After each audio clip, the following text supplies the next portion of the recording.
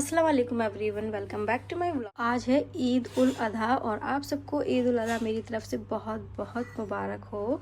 तो आज का व्लॉग मैंने स्टार्ट किया है।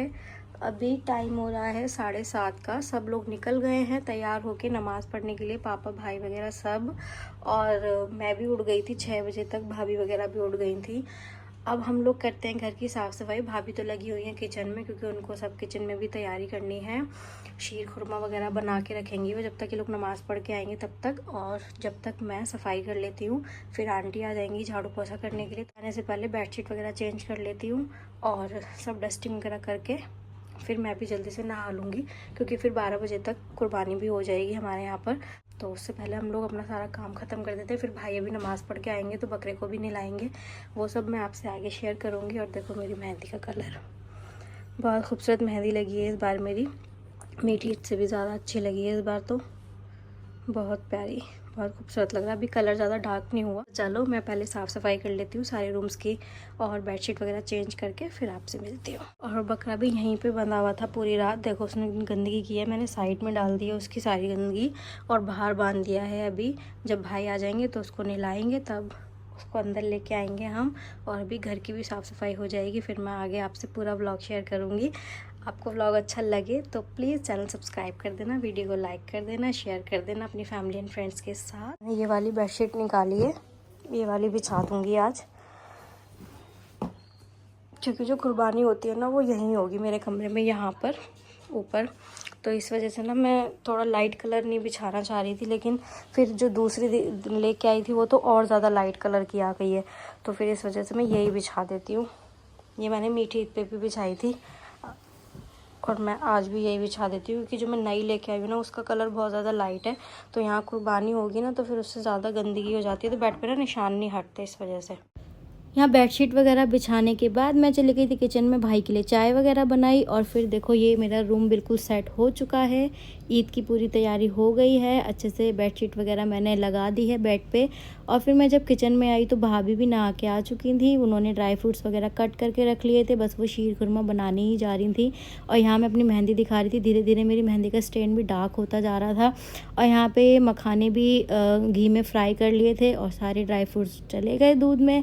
और बस अब शीर भी बन गई थी, इधर दूध भी गर्म हो रहा था। सारे काम जल्दी से हम लोग कर रहे थे, क्योंकि इन लोगों के आने से पहले हमें तैयारी करके रखनी होती है। नमाज़ पढ़ के आते हैं ना सब, तो सबको शीर चाहिए होती है, तो तैयारी पहले से ही कर लेते हैं हम। फिर भाई आ गए थे तो यहाँ पे भाई बकरे को नहलाने लगे, क्योंकि मैंने बोल दिया था जल्दी से इसे नहला दो, क्योंकि बाहर की भी फिर साफ़ सफाई रह जाएगी, वो भी करनी पड़ेगी फिर। तो यहाँ पर बकरा नहा रहा था अच्छे से, खूब बढ़िया तरीके से भाई ने बकरे को नहला दिया था। और फिर मैंने यहाँ पर इसको बहुत सारा प्यार किया बकरे को। और मतलब होता है ना 4-5 दिन हो गए थे तो इससे मोहब्बत हो गई थी। सुबह सुबह एकदम आ जाता था हम सब के पास, बहुत हिल गया था हम लोगों से।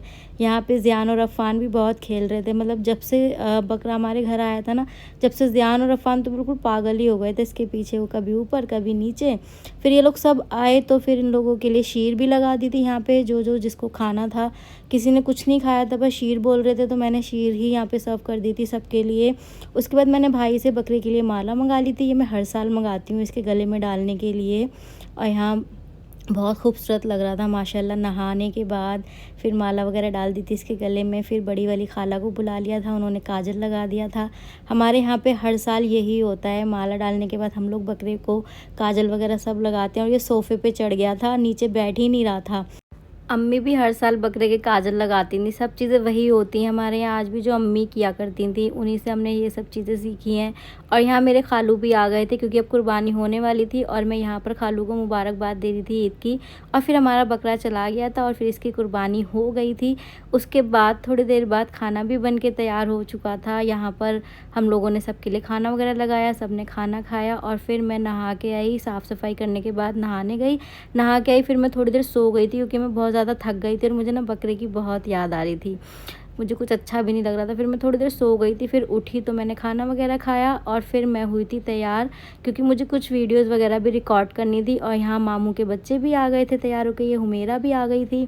फिर मैंने अपने कपड़े जल्दी से प्रेस करे ये आपने शॉर्ट देख लिया होगा मेरे चैनल पर, नहीं देखा होगा तो मैं अभी डाल दूँगी शायद, पता नहीं कौन सी वीडियो पहले जाएगी, मुझे खुद नहीं पता अभी। और ये मेरा पूरा लुक था, देख लेना आप लोग, मेरे इंस्टा पे भी जाके देख लेना, मैंने बहुत सारी वीडियोस रिकॉर्ड करके वहाँ पोस्ट की हुई हैं। उसके बाद थोड़ी देर बाद यहाँ पर बिरयानी भी बना दी थी भाभी ने, बहुत ही टेस्टी बिरयानी बनाई थी। फिर सब लोग आ गए थे तो सबके लिए खाना वगैरह लगाया यहाँ पर। दोपहर में तो कलेजी ही बनाई थी और घर पे रोटी बना ली थी, क्योंकि ईद वाले दिन तो होटल से रोटी मिलती ही नहीं है। और शाम के टाइम हमने बनाई थी बिरयानी।